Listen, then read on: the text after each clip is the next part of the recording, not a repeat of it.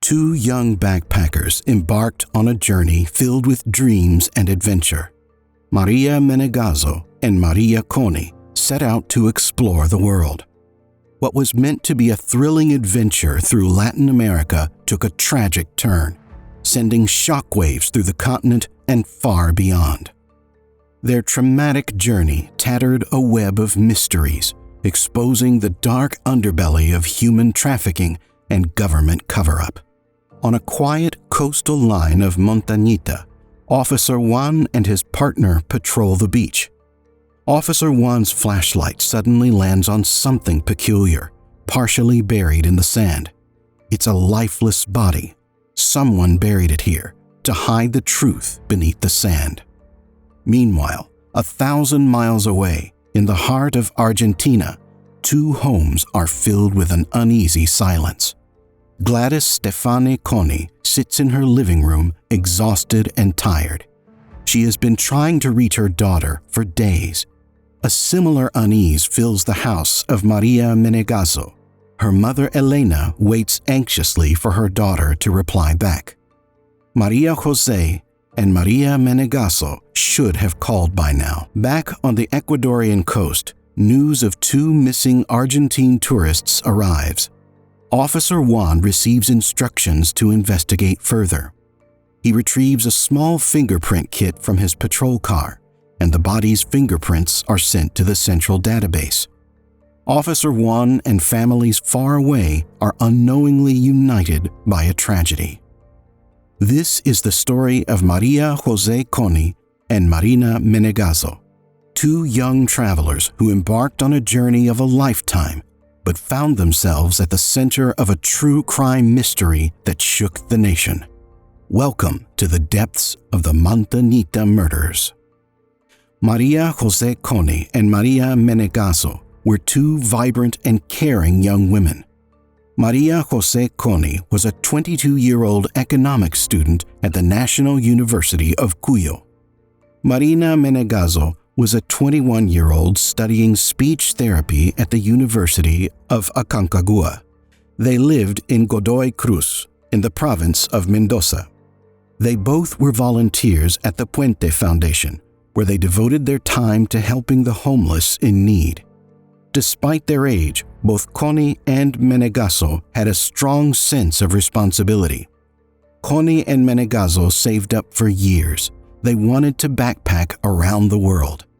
In January 2016, they were really keyed up to embark on an amazing journey across South America. Their travel itinerary included visits to various countries, such as Ecuador, where they would explore the cities of Quito, Pichincha, Baños de Agua Santa in Tungurahua, and the commune of Montañita in Santa Elena. Marina Menegazzo was really excited as it was her first trip abroad. However, it wasn't the first time for María José Coni. Actually, this was Coni's third overseas tour, having previously traveled to Brazil and Chile during her school days. Both girls were true backpackers at their core, but what made it extra special for them this time was they were exploring the world independently, using their own hard-earned money. Coni and Menegazzo left Mendoza, Argentina on January 10, 2016 to go on vacation in South America.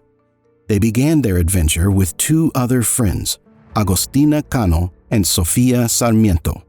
But as fate would have it, the other two friends decided to cut their journey short and returned to Mendoza on February 10th. This didn't put them off. María José Coni and Marina Menegazzo continued their travels to Montañita, where their adventure in Ecuador began. The last contact they made with their families was on Monday, February 22nd, when they informed their families that they were traveling from Ecuador to Lima. The girls made their last contact on a bus to Lima. The girls told them not to worry if they couldn't reach them, as on this leg of their journey, they would not have their phone signals for a few days. In Lima, they intended to spend a night at a friend's house, but they didn't call or show up as agreed. Their plan was to take an international Sky Airlines flight on the 25th, arriving in Santiago de Chile that night.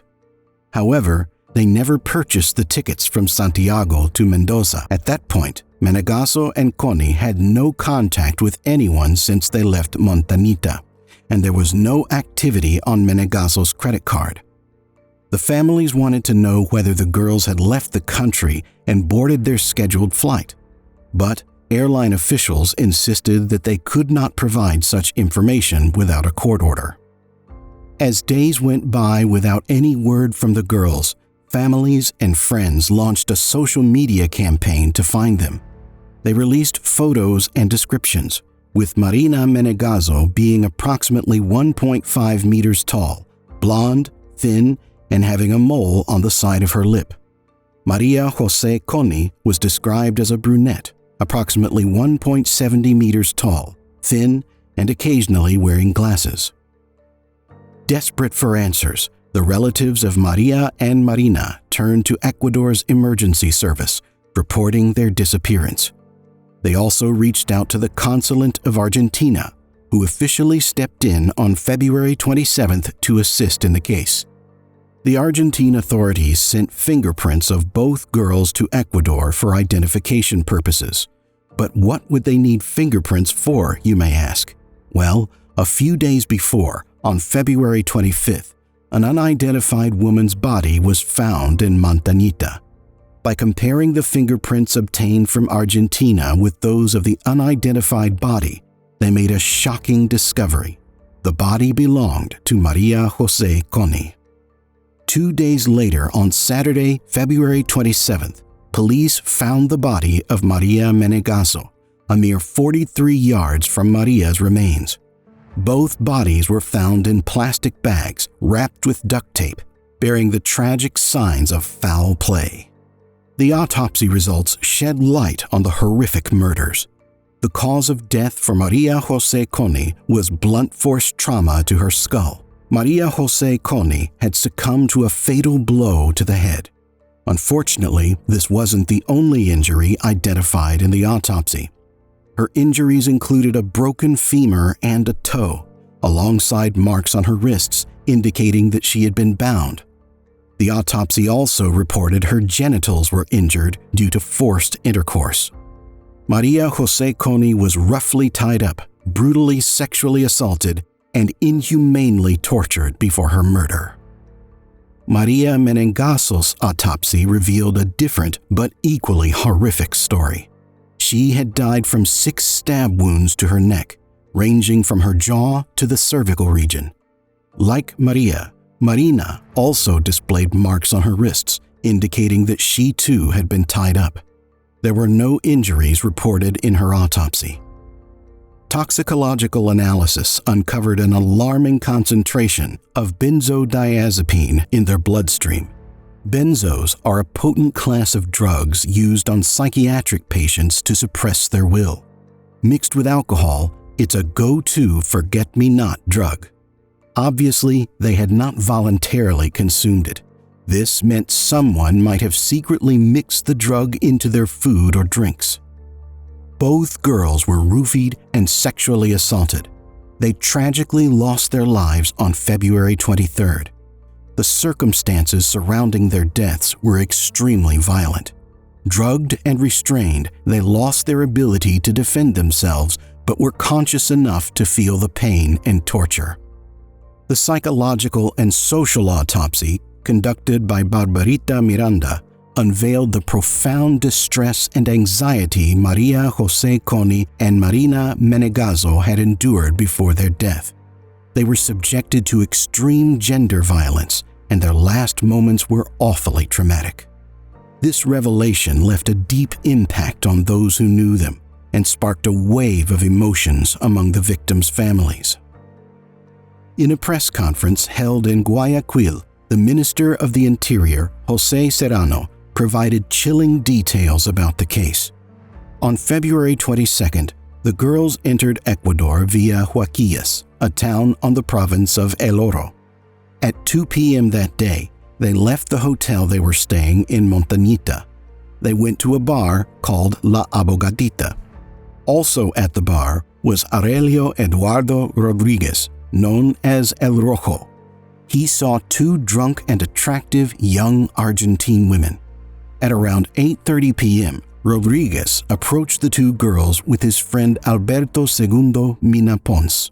Mina Pons explained that the two girls claimed they had no money and planned to return to Guayaquil by hitchhiking to Lima. The men offered their house for the girls to spend the night, and both girls agreed. All four were witnessed to leave the bar together. They all went to Mina Pons's home. Later that evening, Maria and Marina went to buy a soft drink, which was confirmed by the owner of the store where they made the purchase.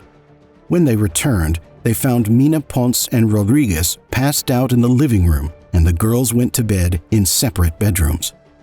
A little after midnight, the men woke up and decided to take advantage of sleeping girls in their beds. Mina Pons chose María Coni and Rodriguez went to María Menegazzo. According to Alberto Mina Pons, he entered María Coni's bedroom and attempted to slide into the bed with her. He wishfully assumed María Coni would give in and let him have his way with her. Why else was she in his bed? But when he made his move, María Coni resisted and tried to leave. She started screaming and he panicked. In the chaos, he struck her in the head with a plank of wood. All he wanted was for her to stop screaming, but she immediately collapsed and died instantly. Horrified and hungover, he ran to the other room to let Rodriguez know what he had done. But what he saw in the other room made his heart sink. María Menegazzo lay lifeless in a pool of her own blood. Rodriguez had fatally wounded María Menegazzo. Rodriguez then left the house between 2:30 a.m. and 3 a.m., leaving Mina Pons with two dead bodies in his own home. Pons started to eliminate any evidence of the crime. He cleaned the crime scene, wrapped the victims' bodies in plastic bags and duct tape, loaded them in a borrowed wheelbarrow, and took them to a wasteland near the ocean shore, located around 440 yards from his home. The police investigation resulted in the arrests of Alberto Segundo Mina Pons and Aurelio Eduardo Rodriguez, both of whom pleaded guilty and provided detailed accounts of the gruesome events. The double homicide of Marina Menegazzo and María Coni led to a flurry of allegations, with some suspecting a sinister link to human trafficking and suggesting a potential cover-up by the Ecuadorian government. President Rafael Correa claimed that the case was solved within 24 hours, although for Gladys Stefani, the mother of María José Coni, it wasn't that simple. She pointed out the presence of concealed evidence, lies, and inconsistencies in the investigations and statements. Families of the victims expressed doubts regarding the official version presented by the police and the Ecuadorian government. They found it hard to believe that the case had been solved in less than 24 hours. The police's narrative stated that the girls had met Alberto Segunda Mina Pons and Aurelio Eduardo Rodriguez in a bar in Montañita, and the four went to one of the men's houses the same night. However, the families found it implausible that their daughters would willingly go with such type of men. Both girls were too smart to fall for such tricks.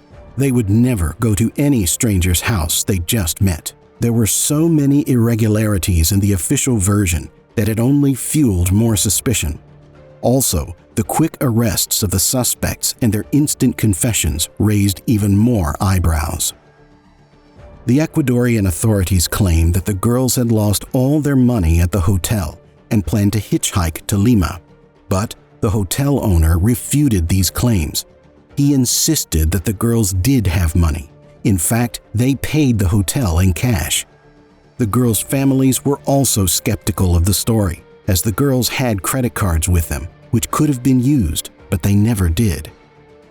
Another layer of uncertainty surrounded the marks on the girls' wrists and the toxicological analysis indicating drug influence in their blood. None of this coincides with the official story.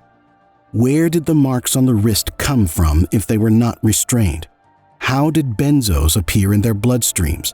There were no explanations for these anomalies in the case. The families began to doubt the official version presented by the Ecuadorian authorities. Their suspicions centered on the possibility of human trafficking and suggested that the Ecuadorian authorities might be concealing a harsher truth. The families found it perplexing that the bodies were discovered 2 days apart, when they were a mere 43 yards apart. Another big question mark was why Maria and Marina would turn to Ponce and Rodriguez for help when they had friends in Montañita. María Coni's brother requested the Argentine embassy to visit the crime scene in person. His request was forwarded to the Ecuadorian authorities and they accepted. He flew to Montañita and visited the crime scene where he found used syringes. When he started asking questions, he was immediately escorted back. Later on, these syringes were not a part of the official crime scene photos. Such dubious discrepancies only fueled the family's suspicions that there might be more to the case than met the eye. The trial for the double homicide of Marina Menegazzo and María Coni started on April 8, 2016, and concluded on the 17th of the same month. The prosecution presented over 200 pieces of evidence, including 36 statements. Witness testimonies played a pivotal role in shaping the outcome of the trial. One essential witness, Pedro Rosales, revealed that on February 23rd, he lent a wheelbarrow to Alberto Mina Ponce, who returned it hours later. On the same day, another woman saw Mina Ponce pushing packages in a wheelbarrow between 11 a.m. and 2 p.m. An employee of the Montañita commune told that Ponce had requested trash bags the day after the tourists disappeared. Furthermore, the owner of the bar La Abogadita recalled that Mina Ponce and El Rojo were seen approaching the girls on the night of February 22nd and later observed the four walking away.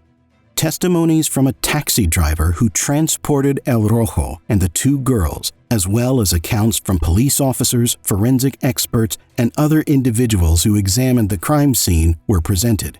Despite having previously confessed to the crime, Alberto Mina Ponce claimed innocence during the trial, asserting that he had confessed under police pressure. He shifted the blame onto two drug traffickers, but the Ecuadorian justice system did not accept his version. Meanwhile, Rodriguez stated that he had merely accompanied the backpackers in a taxi from the bar to Mina Ponce's house, where the tragic events transpired. Alberto Segundo Mina Ponce and Aurelio Eduardo El Rojo Rodriguez were both sentenced to 40 years in prison, the maximum sentence for double homicide. The motivation for the crime was deemed sexual, and it was established that María José Coni and María Menegazzo were under the influence of drugs during the incident.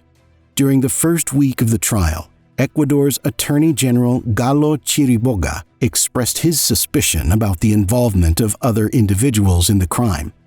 He found DNA from 3 more unidentified individuals at the crime scene and opened a new investigation. Then, in November 2016, they found a DNA match and José was arrested. His DNA was discovered in various locations within the house where the murders took place. Do you know who José was? José was the brother of Officer Juan. Yes, the same officer who initially found María Coni's body. So it wasn't just José, but his brother Officer Juan was also arrested. The brothers lived between Guayaquil and Montañita as they worked in the city. Upon further investigation, it was discovered that José was friends with Mina Ponce and Rodriguez. Officer Juan was released due to insufficient evidence against him, but his brother José was set for a second trial. José claimed that the only reason his DNA was found in the house was because he recently lived in the house. He had a tooth infection and once spat on the wall. However, his defense faltered when his dentist testified that there was no evidence of such a condition. His dentist also added that José came to him and asked for a medical certificate, but since he had no tooth infection, the dentist refused. Prosecutor María Coloma stressed that the DNA evidence was solid and showed José was at the crime of the scene, at the time of the crime. They didn't just find his DNA, The DNA was found mixed up with María Coni's DNA. She also pointed out 2 more unidentified DNA traces, suggesting at least 5 people were involved in the crime. José was sentenced to 40 years in prison, just like Mina Ponce and Rodriguez.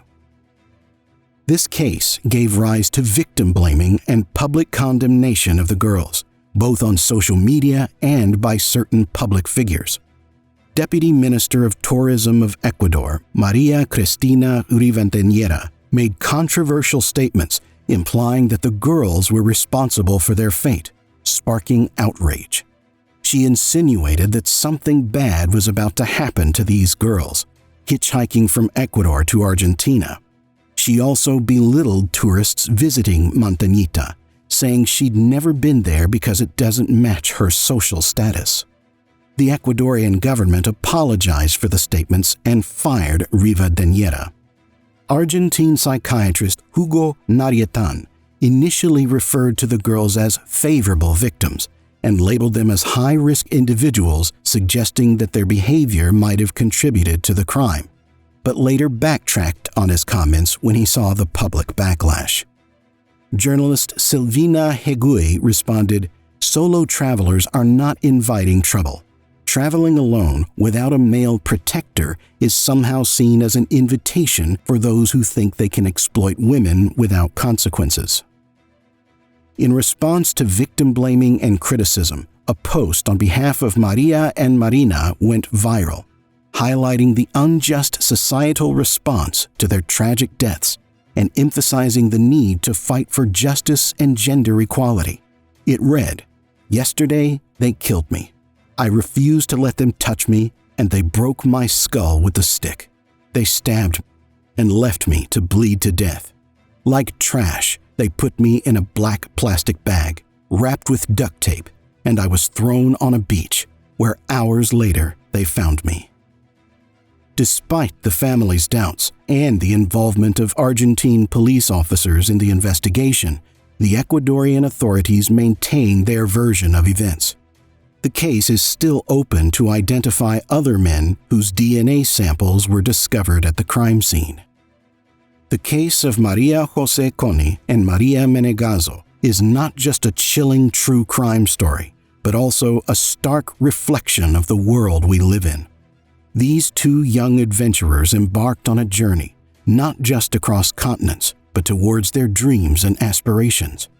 Their story, marked by violence and tragedy, took an even darker turn when society questioned their choices. Victim blaming became a painful echo as people tried to dissect their lives, scrutinizing every detail and suggesting that somehow they were responsible for the horrors they faced.